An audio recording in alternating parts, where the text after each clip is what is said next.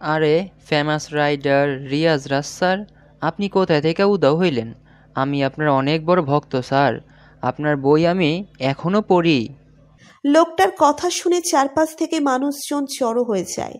সবাই যেন একজন উঁচু লেভেলের মানুষকে চোখের সামনে দেখছে, আর এমনভাবে আচরণ করছে যেন তারা যা দেখছে তা দেখতে পারবে, কখনো কল্পনাও করেনি। এইভাবে শুরু হয়ে যায় রিয়াজের উপর টর্চার। রিয়াজ এত ভক্তদের ভিড়ে থাকতে না পেরে কোনোভাবে বেঁচে আসার চেষ্টা চালাচ্ছে।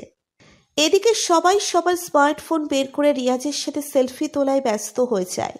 ওদের দেখাদেখি পাশের লোকজনও সেলফি তোলার জন্য চাপাচাপি শুরু করে দেয়। আর শুরু হয় একটা বিশাল তাণ্ডব।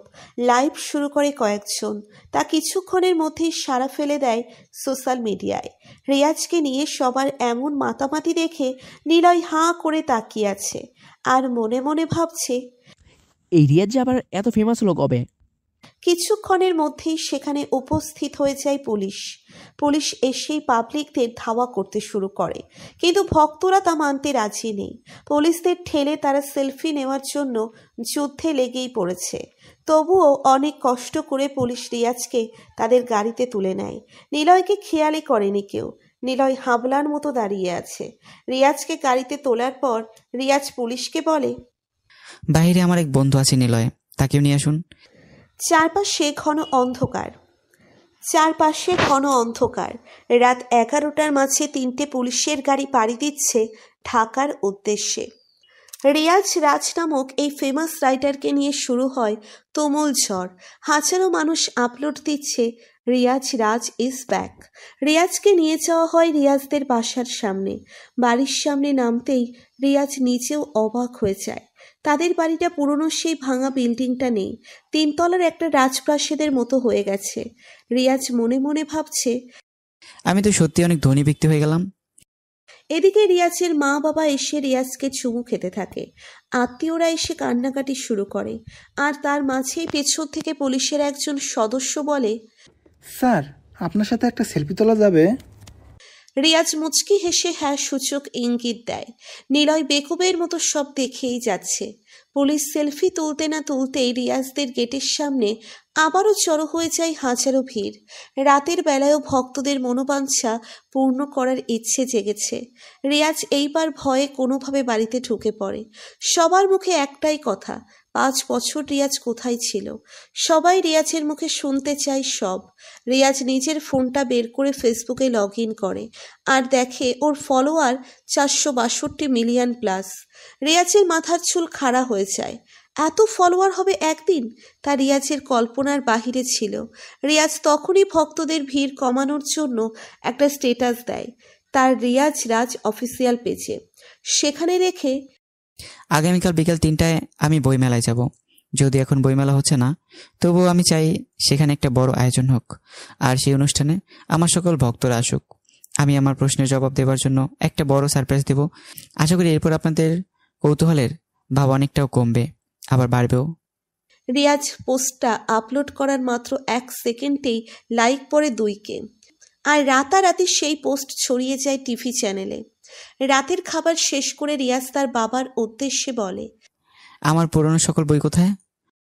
রিয়াজের বাবা তাকে রুম দেখিয়ে দেয়। রিয়াজ লাইব্রেরিতে গিয়ে দরজাটা বন্ধ করে দেয়।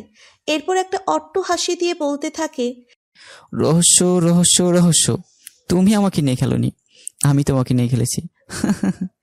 আর সেই মুহূর্তে রিয়াজের ঠোঁটের চিপা থেকে 2টো দাঁত বেরিয়ে আসে। আকাশটা রাতের খুটখুটে অন্ধকারে যখন মেঘ বুকে নিয়ে ফেলে, তখন পরিস্থিতিটা হয়ে যায় ভয়ঙ্কর। লাইব্রেরির জানালা পেয়ে শীতল বাতাস ঢুকে যাচ্ছে রিয়াজের রুমে। জানালার কাঁচটা খটখট শব্দে মেতে ওঠে, সাথে জানালার পর্দাটা ওড়াউড়িতে মুগ্ধ হয়। মেঘের ডাকটা যেন অনবদমিতভাবে বিজলিকে ডাকছে, আর বিজলি চমকাতে দেরি করেনি, সাথে সাথে সঙ্গ দিয়ে দিল ফোঁটা ফোঁটা ছোট বৃষ্টির ছড়া। পরিবেশটা ছোট বৃষ্টির মাঝে বিজলির ঝলক আর মেঘের গর্জনে রোমাঞ্চকর হয়ে উঠেছে। সবকিছুর মাঝে রিয়াজ ধীর পায়ে হেঁটে এসে একটা চেয়ারে বসে। সামনে পড়ে আছে সেই বই, যে বইটা রিয়াজের পুরো জীবন বদলে দিয়েছে। চলুন ফিরে যাই ফ্ল্যাশব্যাকে, অর্থাৎ বর্তমান পরিস্থিতি অনুযায়ী আরও 10 বছর আগে এবং অতীত ঘটনা অনুযায়ী 5 বছর আগে। রিয়াজ অফিসিয়াল নামক একটা ফেসবুক পেজ খোলে। এই রিয়াজ রাজ নামক ফেমাস রাইটার, যদিও তখন সে ফেমাস না, তার ফেসবুক লাইক ছিল 0 আর ফলোয়ারও ছিল 0। তার গল্পটা শুরু হয়েছিল জিন নিয়ে। এর পেছনে একটা বিশাল ঘটনার সংমিশ্রণ আছে। রিয়াজ ভৌতিক বিষয়ে আগ্রহ প্রবল ছিল বেশি, তাই প্যারানর্মাল বিষয়ে একটা বই কেনে। সেই বই দিয়ে শুরু হয় বৈজ্ঞানিক পদ্ধতিতে ভূত প্রেতাত্মা নিয়ে গবেষণা। এই রিসার্চ তার বেশি দিন চায়নি। বৈজ্ঞানিকের ভুল পদ্ধতি ব্যবহার করা হয়েছে সেই বইয়ে। এরপর রিয়াজ সন্ন্যাসীদের উপর গবেষণা চালায়। একটা সময়ে রিয়াজ অনেক তান্ত্রিক বিদ্যা অর্জন করে, জিন আয়ত্ত করার কৌশল জেনে নেয়। একদিন রিয়াজ তার উপরেও সেই পদ্ধতি ব্যবহার করেই ফেলে, আর ফলাফল অনেক খারাপ পরিস্থিতির মাঝেই কাটায়। রিয়াজ সেখানেও পায়নি তেমন কোনো ফলাফল, কিন্তু বাস্তব জীবনে জিন আত্মাদের দেখা না পেলেও রিয়াজ কল্পনার জগতে অনেক বড় একটা ইউনিভার্সের জন্ম দেয়, যেখানে রিয়াজ নিজেকে একটা সময় ভ্যাম্পায়ার মনে করতে শুরু করে, আবার এক এক সময় নিজেকে তান্ত্রিক কল্পনা করে, আবার অন্য সময় নিজেকে গোয়েন্দা কল্পনা করে। তা দিয়েই ছোট ছোট গল্প বানানো শুরু করে। সেই কল্পনা শক্তির গল্পকে রিয়াজ লিখতে শুরু করে বইয়ের পাতায় আর ফেসবুক রিয়াজ রাজ অফিসিয়াল পেজে। এইভাবে প্রায় 1 বছর লেখার পর রিয়াজ অনুভব করে তার ভক্তকুল মোটামুটি বড় হতে যাচ্ছে। রিয়াজ বাস্তব জীবনে অশরীরীদের দেখা না পেলেও কল্পনার শক্তির আত্মাদের নিয়ে রিয়াজ লিখতে লিখতে স্বপ্ন বুনে নেয় সে একদিন অনেক বড় একটা লেখক হবে। রিয়াজকে সবাই চিনবে জানবে। এই 1 বছরে রিয়াজের ফলোয়ার প্রায় 3000 মেম্বার ঘনিয়েছে। রিয়াজ তা নিয়ে এগিয়ে যেতেই থাকে। এইভাবে বছর 3 কেটে যায়। যখন রিয়াজ বই বের করার সিদ্ধান্ত নেয় তখন রিয়াজের ফলোয়ার 10,000-এরও বেশি। রিয়াজ নিজের ইচ্ছে শক্তির উপর নির্ভর করে বই প্রকাশ করেও ফেলে, কিন্তু ফলাফল ভালো আসেনি। 20,000-এর বেশি টাকা লস খেয়েছে। যে পাঠকরা বই কিনবে বলে ফেসবুকের কমেন্ট বক্স আর মেসেঞ্জারে ঝড় তুলেছে, সেই পাঠকদের রিয়াজ এখন নিজেই মেসেজ দিয়ে বলতেছে যে, ভাই বই কিনবেন বলেছিলেন, কিনবেন না? কিন্তু তারা আর রিপ্লে দেয় না। রিয়াজ হতাশ হয়ে পড়ে। রিয়াজের বই মার্কেট খায়নি। রিয়াজ ভেঙে পড়ে, কিন্তু হার মানেনি। রিয়াজ সেই বছরে বই রিলিজ করার পর আর রিলিজ করেনি। তার লক্ষ্য হয়ে যায় এমন একটি বই লিখবে যে বইটা পুরো দুনিয়ার মানুষ কিনতে চাইবে, এমন একটি বই লিখবে যে বইটা ইংলিশে বাহিরের রাষ্ট্রে মার্কেট খাবে। রিয়াজ তখন থেকে নতুন নতুন কন্টেন্ট ভাবতে থাকে, রহস্য নিয়ে খেলতে শুরু করে। যত থ্রিলার মুভি আর থ্রিলার বই আছে সব দেখতে শুরু করে। মানুষের ব্রেন নিয়ে কিভাবে খেলতে হবে তার উপর গবেষণা চালায়, কারণ রিয়াজ একদিন ফেমাস রাইটার হিসেবে পরিচিতি পেতে চায়। সেদিন ছিল পূর্ণিমার রাত। রিয়াজ প্রতিদিনের মতো আজকেও ল্যাপটপ নিয়ে ছাদে আসে বইয়ের কন্টেন্ট তৈরি করার জন্য, কিন্তু পরিবেশ রিয়াজের বিরুদ্ধে ছিল। হয়তো প্রচুর বাতাস ছিল। রিয়াজ তাড়াহুড়ো করে নিচের রুমে ফিরে আসে। তখনই বলেছিলাম পরিবেশ হয়তো রিয়াজের বিরুদ্ধে। রুমে আসতেই বাতাস কমে গেছে। রিয়াজ কিছুটা বিরক্ত হয়ে সিগারেটের প্যাকেট খোঁজা শুরু করে, কিন্তু পরিবেশ আর নিয়তি হয়তো সত্যিই রিয়াজের বিরুদ্ধে। প্যাকেট খুঁজেই পাচ্ছিল না রিয়াজ। আর লেখকদের সিগারেট ছাড়া কলম চলে না, এইটা কারোরই অজানা নয়। রিয়াজ একটা কালো প্যান্ট আর শার্ট পরে সিগারেটের দোকানের উদ্দেশ্যে রওনা করে। পাশেই একটা লেকের পাড় আছে, যেখানে রাতের বেলা অনেক মানুষ লেকের পাড় দেখতে আসে। আশেপাশে অনেক লাইটিং আর ফুচকার দোকান। আজ পূর্ণিমার রাত। পরিবেশ রিয়াজের বিরুদ্ধে থাকলেও অনেকটা সুন্দর দেখাচ্ছে। সিগারেট নিয়ে আসার পাশাপাশি বাহিরে রিয়াজের একটু সময় কাটাবার ইচ্ছেটাও জাগতে দেরি হয়নি। সে একটা সিগারেটের দোকানে গিয়ে সিগারেট কিনে নেয়। এরপর লেকের পাড়ে হাঁটতে হাঁটতে দেখতে পায় 2টা কলেজ স্টুডেন্ট লেকের পাড়ে ঠোঁটের ব্যায়াম করছে। ওটাই প্রেম প্রণয়ের জন্য এই লেকের পাড়টা ভীষণ রোম্যান্টিক হয়ে ওঠে। আশেপাশে অনেক কাপেল আছে। রিয়াজ কলেজ স্টুডেন্ট সেই ছেলে আর মেয়ের থেকে কিছুটা দূরে একটা সিটে বসে আর মন দেয় সিগারেট টানায়। তবে প্রতিটি টানে শুধু ধোয়া নয়, রিয়াজ দীর্ঘশ্বাস ফেলে চিন্তা করছে নতুন বইয়ের কন্টেন্ট। কিছুক্ষণ কল্পনা করতে করতে রিয়াজ কয়েকটি সিগারেট খেয়ে ফেলে, কিন্তু মাথায় কিছুই আসে না। ফলাফল শূন্য। চোখের আড়ালে কলেজ স্টুডেন্টের দিকে তাকানোর চেষ্টা চালাচ্ছিল রিয়াজ, কিন্তু দেখে ওরা চলে গেছে। রিয়াজ বেকুব হয়ে যায়, এতটা মুগ্ধ হয়ে চিন্তা করলো যে দুইটা মানুষ কখন ঠোঁটের ব্যায়াম করে চলে গেল আর রিয়াজ টেরই পেল না। তবুও মাথায় যেন কন্টেন্ট আসে না। রিয়াজ মাথা আবার ঘোরাতেই যাবে, দেখে কলেজ স্টুডেন্টরা তাদের ব্যাগ ফেলে গেছে। রিয়াজ মুচকি হেসে মনে মনে ভাবে, এতটা উত্তেজিত তারা হয়েছে যে ব্যাগ কখন ফেলে গেল সেটাই টেরই পেল না। রুদ্র রিয়াজ সিট থেকে উঠে সেই কলেজ স্টুডেন্টের সিটে আসে। এরপর দেখে ব্যাগের চেইন খোলা আর ভেতরে খাতা দেখা যাচ্ছে। রিয়াজ একটু ভেবে এই কাপলদের নিয়ে একটা গল্প লিখে ফেলবে। যদি ভালো হয় তবে বই বের করবে। লেখক মানুষ, যা পায় সেটাকেই কন্টেন্ট বানিয়ে নেয়। রিয়াজ ব্যাগে হাত দিয়ে খাতাটা নেয়। এরপর ছোট ব্যাগ থেকে কলম বের করে আগে গল্পের নাম ঠিক করতে থাকে। প্রথমে গল্পের নাম দেয় লেকের রহস্য, কিন্তু নামটা কমন। এরপর রিয়াজ একটু ভাবে কাপলদের কথা। তারা ঠোঁটের ব্যায়াম করছে, তাই রিয়াজ ঠিক করে 2 জোড়া ঠোঁট। এইটা একটু বেশি অশ্লীল হয়ে যায়। ঠোঁটের জায়গায় রিয়াজ এইবার বসায় গাল। গাল নামটাকে ভয়ঙ্কর করার জন্য রিয়াজ পাশে লিখে কাটা। শুরুটা গাল কাটা, কিন্তু নামটার মধ্যে আরেকটু ভয় ঢোকাতে ইচ্ছে হয় রিয়াজের। এরপর একটু আশেপাশে তাকাতেই রিয়াজের চোখ পড়ে ছোট একটি কবরস্থান। রিয়াজের মাথায় এইবার বইয়ের নাম ফিক্সড হয়ে যায়। রিয়াজ কলম চালিয়ে লিখতে শুরু করে গাল কাটা কবরস্থান। নামটা ভয়ানক হয়েছে, কিন্তু গল্প কি লিখবে? রিয়াজ গালকাটা কবরস্থান নামটা দিয়ে দেয় একটি এলাকার নামে। এরপর রিয়াজ আনমনে খাতায় যা লেখে, একটি অভিশপ্ত গ্রাম যার নাম গালকাটা কবরস্থান। সেখানে অনেক মানুষ বসবাস করে, কিন্তু কেউ নিজেদের ইচ্ছের মধ্যে ছিল না। সেখানে অনেক ভয়ানক অশরীরী বসবাস করে। তারা সব মানুষের নিজের আয়ত্তে পরিচালনা করে। এই গ্রামটা কোনো সাধারণ গ্রাম নয়। ওই গ্রামে প্রতি একদিনে যে সময় হয় আমাদের দেশে, সে একদিনে 1 বছর পার হয়। কারণ সেখানে সমস্ত চক্র ছিল আলাদা। সে গ্রামে কোনো চাষাবাদ হয় না। মানুষ খায় মানুষের মাংস। তারা ভ্যাম্পায়ারের মতোই। ভ্যাম্পায়ার খায় রক্ত আর তারা খায় মাংস। গ্রামটা আমাদের সময়ের সাথে বা আমাদের এই লোভের সাথে মিশ্রণ নয়। সেটি একটি অদ্ভুত গ্রাম, সেটি একটি অদ্ভুত শহর, সেটি একটি অদ্ভুত দেশ। সেখানে যা ঘটে তা সম্পূর্ণ মিথ্যে, আর যা মিথ্যে সেটাই সত্য। অতটুকু লিখে রিয়াজের মনে আর কিছুই আসে না। এতক্ষণ কি লিখেছে রিয়াজ নিজেও বোঝে না। এই গ্রামের এই পরিস্থিতি কেন হয়েছে তার একটা রহস্য বের করতে হবে। আর সেটা ভাবতে ভাবতে রিয়াজ আর একটা সিগারেট ধরায়। কলমটা দাঁতের কোণায় নিয়ে রিয়াজ ভাবতে থাকে পরের লাইন কি লিখবে। ঠিক তখনই সেই কলেজ স্টুডেন্টরা এসে পড়ে সেখানে। রিয়াজ কিছুটা ভয় পেয়ে তাদের দিকে তাকায়। ওরা রিয়াজকে প্রশ্ন ছুড়ে দেয়, অদ্ভুত লোক তো আপনি, ব্যাগটা খুলে সব বের করছেন কেন? কি কি সরিয়েছেন?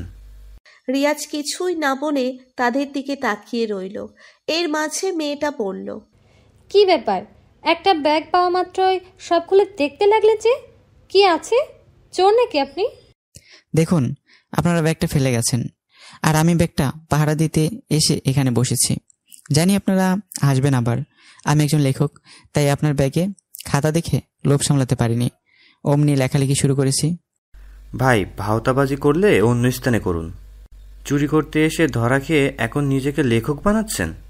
আপনি কোন লেখক? নাম কি আপনার? আমি রাইটার রিয়াজ রাজ। এই নাম তো শুনলামই প্রথম। তা আপনার পেজ আছে ফেসবুকে? জি। নাম কি? রিয়াজ রাজ অফিসিয়াল।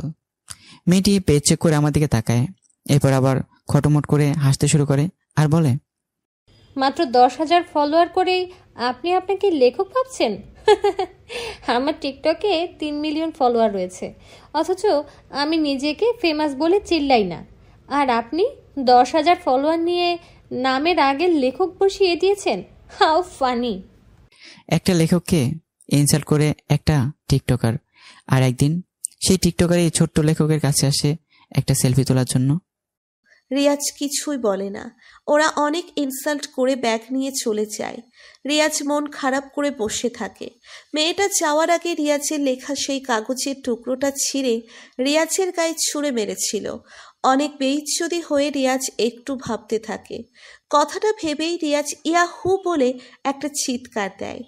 এরপর আবার মনে মনে বলে, এরকম একটা কন্টেন্ট নিয়ে বই লিখলে মার্কেট পাবেন। অতএব শুধু বইয়ের কন্টেন্ট খুঁজতে খুঁজতে রিয়াজ ইনসাল্ট হওয়াটাকেও কন্টেন্ট হিসেবে ভেবে নেয়। আর সিট থেকে উঠে বাসায় আস্তে আস্তে ভুলেই যায় এতক্ষণ সে কি কন্টেন্ট ভেবেছে, কারণ সাথে ল্যাপটপ ছিল না, তাই লিখে রাখতে পারেনি। অন্যদিকে কাগজে যা লিখেছে তা তো সিটের নিচেই পড়ে আছে।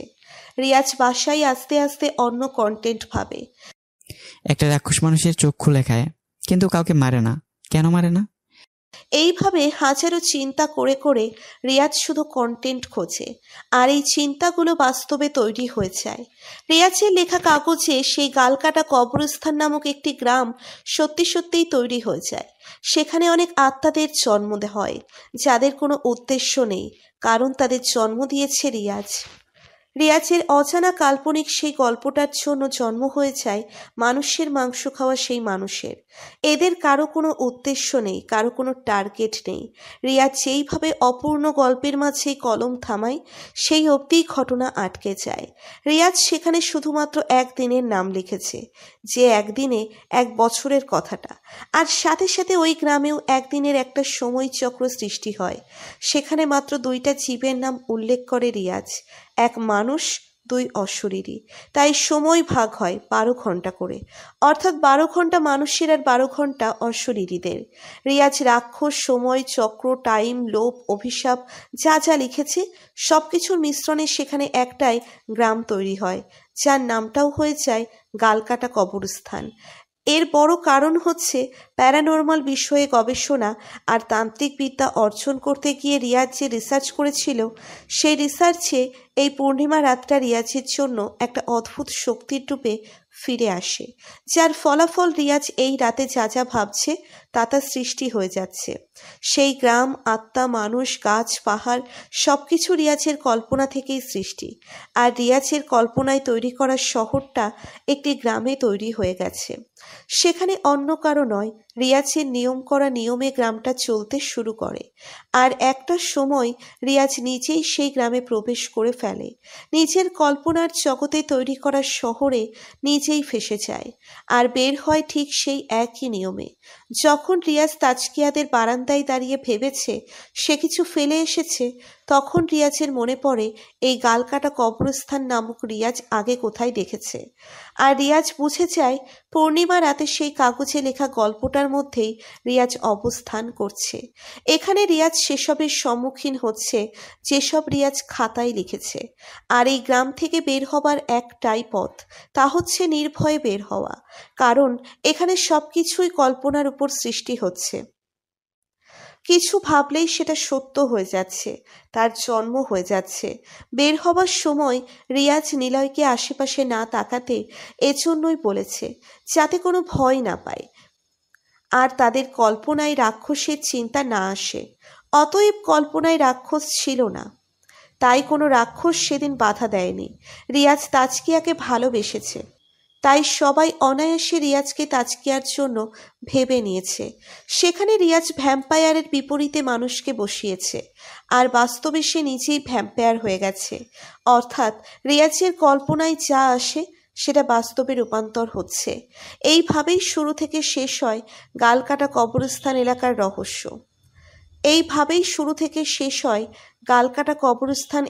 রহস্য। রিয়াজ গালকাটা কবরস্থান এলাকায় যাওয়ার আগে যে বইটা লিখেছিল, অর্থাৎ মায়াকে নিয়ে, সেই বইটা রিয়াজের বাবা পাবলিশ করে দেয় পরের বই মেলায়। তখন রিয়াজ গালকাটা কবরস্থান এলাকায় বন্দি।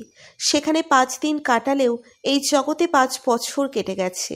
রিয়াজের বাবার ইচ্ছে ছিল রিয়াজ একদিন অনেক বড় লেখক হবে, কিন্তু নিজের ছেলের নিখোঁজ হওয়াটা উনি মানতে পারেনি। তাই 1 বছর বাদে তিনি রিয়াজের শেষ লেখা বইটি পাবলিশ করে দেয়, আর রাতারাতি সেই বই ফেমাস হয়। রাইটার রিয়াজ রাজ একটা ট্রেন্ড হয়, কিন্তু রিয়াজের দেখা মেলে না। গালকাটা কবরস্থান গ্রামে 5 দিন হলেও এখানে 5 বছর কেউ রিয়াজকে দেখেনি। রিয়াজের বদলে রিয়াজের বাবা প্রতিটি ইন্টারভিউতে যেত আর বলতো রিয়াজের কথা। রিয়াজের প্রচেষ্টা আর মনোবল ভাঙেনি। রিয়াজ বই ঠিকই মার্কেট কাঁপাচ্ছে, কিন্তু রিয়াজ নেই, আর এই টপিকে আরো ফেমাস হয়ে যায় রিয়াজের বই। অন্যদিকে গালকাটা কবরস্থান গ্রামের রহস্যের জট খুঁজে ফেলার পর রিয়াজ যখন বের হয় তখন প্রথমেই রিয়াজ চা দোকানদারের সাক্ষাৎকারে বুঝে নেয় সে যে 5 দিন এই গ্রামে কাটিয়েছে, সেই 5 দিন এখানে 5 বছর পার করেছে। তাই রিয়াজ অবাক হয়নি, বরং ধীরে ধীরে রহস্য নিয়ে নিজেই খেলা শুরু করে। এদিকে ভ্যাম্পায়ারের রূপ ধারণ শক্তিও রিয়াজ অর্জন করে নিয়েছে। এখন রিয়াজ পুরোপুরি সাকসেস। সে ফেমাস রাইটার, সে ভ্যাম্পায়ার। তার গবেষণা করার সব বিদ্যা তাকে অনেক বড় একটি শক্তি উপহার দিয়েছে। চলুন ফিরে আসি আবার বর্তমান সময়ে। মেঘের ডাক, বিজলির চমক আর ছোট বৃষ্টির সাথে শীতল বাতাসের অনুভূতি সহকারে সব কল্পনা করে নেয় রিয়াজ। কিন্তু একটা বিষয় রিয়াজের খটকা থেকেই যায়। নিলয়কে কে খবর দিয়েছে ওই গ্রাম সম্বন্ধে? সবকিছু না হয় রিয়াজের কল্পনার জগতে তৈরি হয়েছিল, তাহলে সেই গ্রামের বাইরের ড্রাইভার আর স্টেশনে থাকা ড্রাইভারদের ভয়, অন্যদিকে নিলয়কে খবর দেওয়া ব্যক্তি, এরা কারা? এদের নাম বা এদের চরিত্র তো রিয়াজ খাতায় উল্লেখ করেনি বা কল্পনাও করেনি। তাহলে এরা কোথা থেকে এলো? আর নিলয়কে যে খবর পাঠিয়েছে সেখানে বলা হয়েছে মানুষ পাখির মতো মরছে, কিন্তু গালকাটা কবরস্থানে অমন কিছু ছিলই না। রিয়াজ টেবিলে বসে ভাবতে থাকে এইসবের রহস্য কোথায়। রিয়াজ টেবিল থেকে উঠে দাঁড়ায়, এরপর লাইব্রেরির দরজায় এসে দরজাটা আটকে দেয়। অন্য আর কিচ্ছু না করে রিয়াজ সোজা বেডরুমের দিকে যায়। অনেক সুন্দরভাবে রিয়াজের রুম সাজানো। ধীর পায়ে হেঁটে রিয়াজ বিছানার উপর বসে, এরপর মাথাটা এক হাতে টিপতে শুরু করে দেয়। কয়েক মুহূর্তের মাঝে যেন রিয়াজের জীবন বদলে গেল। হুট করে ধনী হওয়াটা আশ্চর্যের না হলেও কল্পনার শক্তিতে একটা অভিশপ্ত গ্রাম তৈরি করে, আবার সেখানে গিয়ে 5 বছর কাটিয়ে সাথে নিজেকে ভ্যাম্পায়ার বানানোটা আশ্চর্যের। রিয়াজ অনেক রাতই হলো ঠিকমতো ঘুমোয় না। পা থেকে জুতোটা খুলে বিছানায় উঠে এরপর বালিশে গা এলিয়ে দিয়ে রিয়াজ চোখ বন্ধ করে নেয়। পৃথিবীটা ধীরে ধীরে অন্ধকার হয়ে যাচ্ছে। যদিও এখন রাত, কিন্তু রিয়াজের চোখে মাত্র রাত হচ্ছে। আচমকা একটা বিকট শব্দে রিয়াজ লাফ মেরে উঠে ঘুম থেকে তড়িঘড়ি করে রুমের লাইট জ্বালায়। বাহিরে এখনো প্রচুর বৃষ্টি। রিয়াজ দেওয়াল ঘড়িতে তাকিয়ে দেখে রাত 3:27 বাজে। বিজলির শব্দেই রিয়াজের ঘুম ভেঙেছে। রিয়াজ বিছানায় উঠে বসে। রিয়াজের ডান দিকেই ছিল ড্রেসিং টেবিল। রিয়াজ ডান দিকে মাথাটা ঘোরাতেই খেয়াল করে রিয়াজের দাঁত দুইটা বের হয়ে আছে। ভ্যাম্পায়ারের চেহারা অনেক ভয়ানক, তাই রিয়াজ নিজেকে না দেখলে বুঝতই না। রিয়াজ দাঁত দুইটাকে ভেতরে ঢোকানোর চেষ্টা চালাচ্ছে, কিন্তু কোনোভাবেই কাজ হচ্ছে না। প্রচুর পিপাসা পেয়েছে রিয়াজের। রিয়াজ বিছানা ছেড়ে ওঠে, এরপর দরজা খুলে ড্রয়িং রুমে যায়। ড্রয়িং রুমে লাইট জ্বালিয়ে রিয়াজ ফ্রিজ খোলে।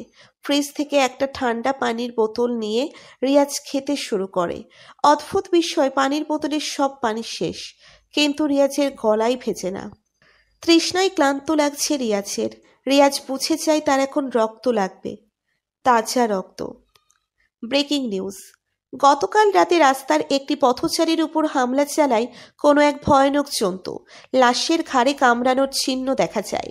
এই জন্তুটা কি জন্তু তা কেউ ধারণা করতে পারেনি। ফরেনসিক রিপোর্ট অনুযায়ী কোনো বিষাক্ত দাঁতের আঘাত। সবাইকে রাত 8টার পর বাহিরে বের হতে নিষেধ করেছে সরকার। রিয়াজ টেবিলে বসে সবার সাথে নাস্তা করছে। টেবিলে রিয়াজের মা, বাবা, 2 ভাই আর 1 বোন বসে নাস্তা খাচ্ছে। পাশের রুমে বাড়ির চাকর টিভিতে নিউজটা দেখছে। নিউজ শুনে সবাই এইটা নিয়ে মাতামাতি করলেও রিয়াজ চুপ। রিয়াজের বাবা বলে, টিভিতে কি বলেছে শুনেছিস? নিশ্চয় কোনো জানোয়ার জঙ্গল থেকে ছুটে এসেছে। যতদিন ওটাকে বন্দি না করা হচ্ছে, তোমরা সন্ধ্যার আগেই বাড়ি ফিরে আসবা। রিয়াজের বাবার কথা শুনে রিয়াজের মা বলে, গিয়ে দেখো, এটা রাজনৈতিক কোনো বিষয়। খুন করে এখন দায়ভার চাপাচ্ছে জন্তুদের উপর, শুধু শুধু জনগণকে আতঙ্কিত করছে। তবুও সাবধানে চলা ভালো। রিয়াজের মায়ের পরে রিয়াজের ছোট ভাই বলে ওঠে, আমার মনে হয় এটা কোনো ভ্যাম্পায়ার। আমি টিভিতে দেখেছি ভ্যাম্পায়াররা মানুষের ঘাড়ে কামড় বসিয়ে রক্ত খায়, আর দাঁত 2টা। রিয়াজের ছোট ভাইয়ের কথা শুনে সবাই হাসতে থাকলেও রিয়াজ চুপচাপ নাস্তা খাচ্ছে। কয়েকটা রুটি খেয়ে রিয়াজ সবার উদ্দেশ্যে বলে, আজ বিকেলে বইমেলায় আমাকে যেতে হচ্ছে। জানোই বাবা, তুমি সব ব্যবস্থা করে রাখো, আমার লাইব্রেরিতে কিছু কাজ আছে, দুপুরের আগে কেউ আমাকে ডিস্টার্ব করবে না। কথাটা বলে রিয়াজ বসা থেকে উঠে লাইব্রেরির দিকে চলে যায়। এদিকে রিয়াজের ছোট ভাইয়ের কথার উপর আজও সবাই হাসাহাসি করছে। রিয়াজ লাইব্রেরিতে গিয়ে দরজা বন্ধ করে দেয়।